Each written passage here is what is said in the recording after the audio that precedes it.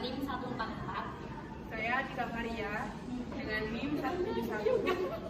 Saya Fazain Nisa dari NIM 005. Saya Dineka Sabutri dengan NIM 243. Saya Kurota Ayuni dengan NIM 083. Saya Nadia Maula dengan NIM 067. Saya Taufana Nabila NIM 071. Saya Nadia Fadik NIM 149. Saya Sandra Fadila dengan NIM 197. Saya Aulia Wisya dengan NIM 109. Saya Muhammad Yoga dengan NIM 240. Saya Najib Abdulai dengan NIM 134. Di sini saya akan menjelaskan sedikit tentang aksiologi ilmu. Aksiologi ilmu merupakan salah satu cabang filsafat yang membicarakan tentang persoalan dan peran nilai dalam mengembangkan ilmu pengetahuan dan teknologi atau iptek. Van Malsem menggunakan istilah tanggung jawab ilmu pengetahuan atas dasar masa depan, seperti gangguan terhadap keseimbangan alam, sebagai dampak pembasmian kimia dari hama tanaman, serta sistem perairan, keseimbangan jumlah penduduk. Dalam hal ini, keberatsebelahan menandai setiap campur tangan manusia, sehingga dituntut tanggung jawab yang menimbulkan problem etis, yakni ketenggangan antara realitas yang ada dengan realitas yang seharusnya.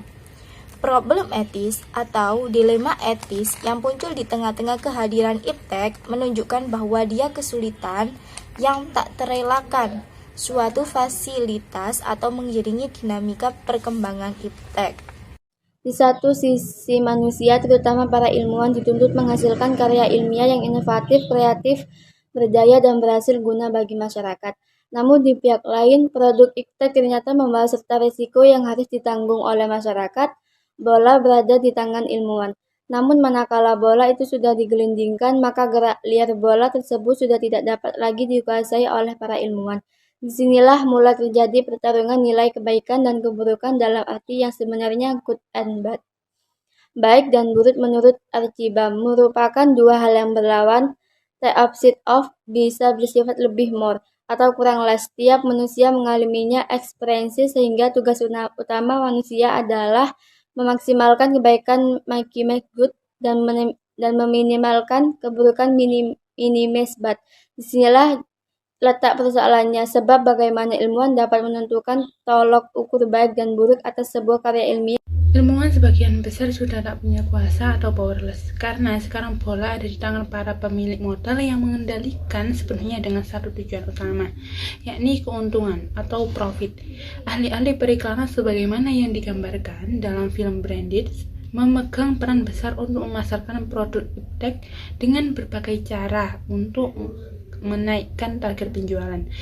Lihatlah bagaimana kendaraan roda 2 dan roda 4 memenuhi jalan-jalan di berbagai kota. Namun, produk kendaraan otomotif bersaing semakin ketat untuk meningkatkan penjualan dan menarik pembeli, tanpa menghiraukan kemacetan yang terjadi di mana-mana. Ada beberapa problem aksiologi ilmu yang sangat krusial di era kontemporer yang perlu mendapat perhatian kita. Yang pertama, klaim objektivitas ilmiah yang didengungkan para ilmuwan, terutama kaum positivis, sehingga menafsirkan peran nilai dalam aktivitas ilmiah. Peran nilai meliputi budaya, ideologi, dan agama. Diharamkan oleh penganut positivis karena dianggap mengintervensi hukum-hukum ilmiah yang bersifat otonom.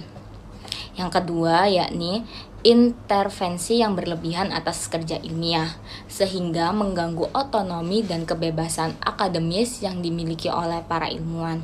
Intervensi bisa muncul dari ranah agama, ideologi, politik, maupun budaya. Contoh yang baru-baru ini terjadi ketika dalam diskusi ilmiah seseorang pakar gempa memprediksi terjadi tsunami di wilayah Pangandaran, Jawa Barat. Lalu untuk yang terakhir, yakni yang ketiga, kegambangan yang menghinggapi para ilmuwan ketika dalam uji coba penelitian yang dilakukan. Mereka mendapat penentangan dari kalangan tertentu yang tidak setuju dengan proyek uji coba yang dilakukan. Misalnya, uji coba di laboratorium dengan menggunakan hewan percobaan ditentang oleh komunitas penyayang binatang. Yang pertama, etika. Aspek yang pertama di dalam aksiologi adalah etika. Etika diketahui berasal dari bahasa Yunani, yakni dari kata ethos yang memiliki arti adat kebiasaan. Istilah lain untuk menyebutkan unsur etika adalah istilah moral.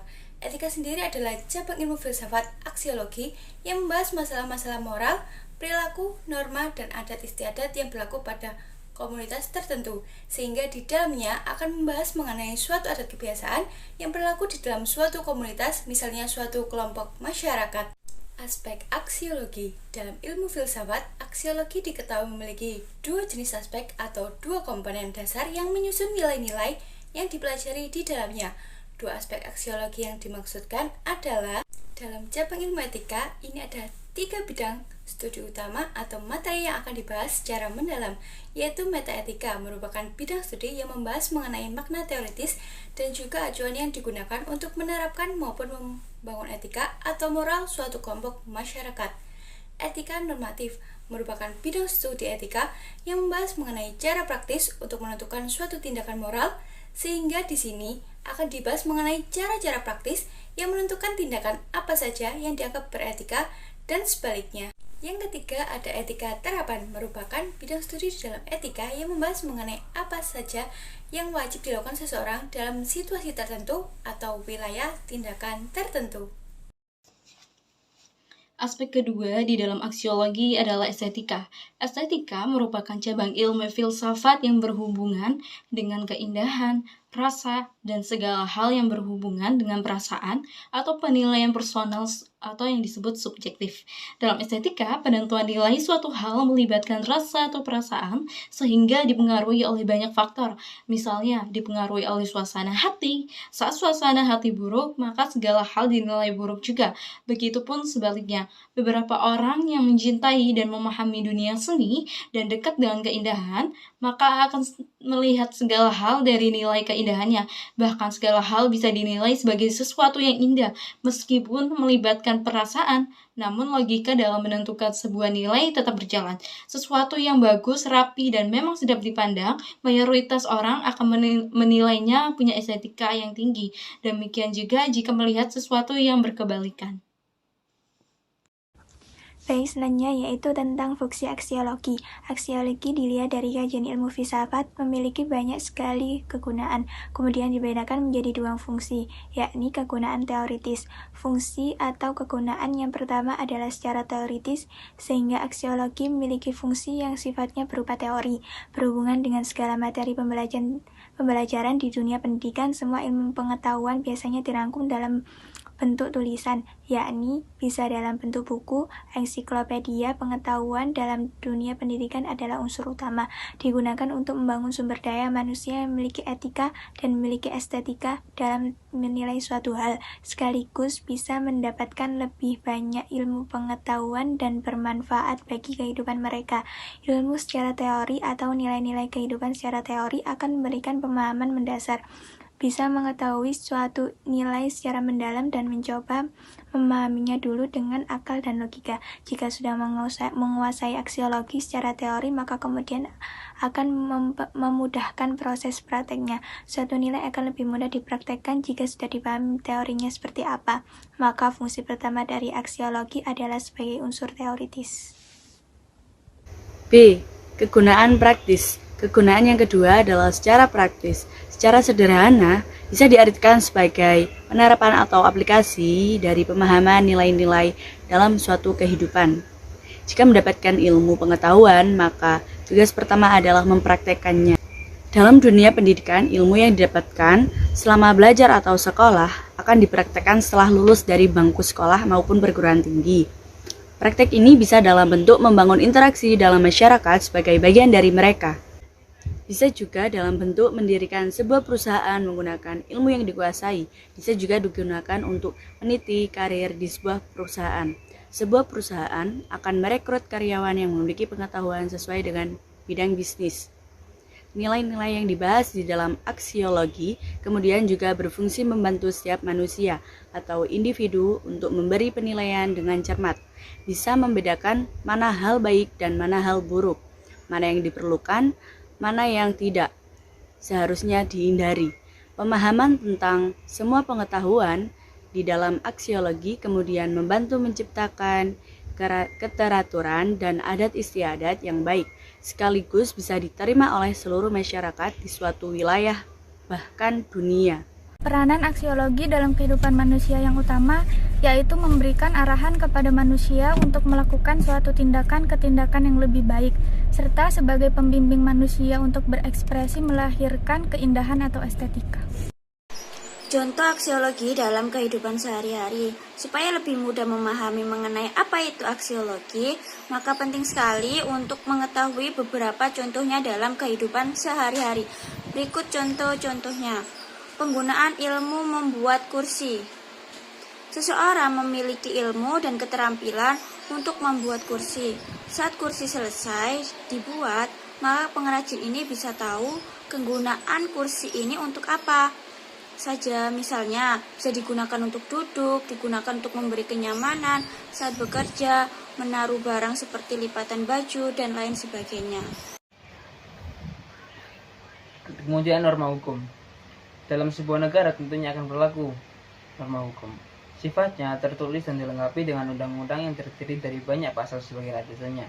Lewat norma hukum inilah masyarakat bisa tahu tindakan apa saja yang salah dan melanggar hukum dan tidak. Sekaligus tahu nilai-nilai keadilan, sopan dan tidak sopan. Aksiologi juga berbicara mengenai etika atau moral yang mengarah pada sopan santun. Seseorang yang memiliki etika yang baik tentunya akan menghormati siapa saja dan berlaku sopan kepada siapa saja. Misalnya, saat melewati orang tua, maka mereka akan tersenyum, menyapa, dan sedikit membungkukkan badan sebagai bentuk rasa hormat. Jadi untuk kesimpulannya, ilmu pengetahuan di dalam aksiologi kemudian mencakup semua nilai-nilai dalam kehidupan. Dalam ilmu ini sekaligus akan diketahui bahwa bagaimana sesuatu dianggap memiliki nilai yang berarti dan siapa saja yang bisa memberikan nilai atas sesuatu tersebut. Aksiologi kemudian juga disebut dengan istilah hakikat nilai, di mana nilai-nilai dalam kehidupan ini beragam dan kemudian melibatkan perasaan dan pola pikir manusia. Misalnya nilai keindahan, kesetiaan, kecurangan, keadilan, dan lain sebagainya. Maka bisa disimpulkan bahwa aksiologi merupakan cabang ilmu filsafat yang mempelajari tentang nilai-nilai kehidupan yang mengarah pada manfaat atau kegunaan dari pengetahuan bagi hidup manusia. Sekian dari saya. Wassalamualaikum warahmatullahi wabarakatuh.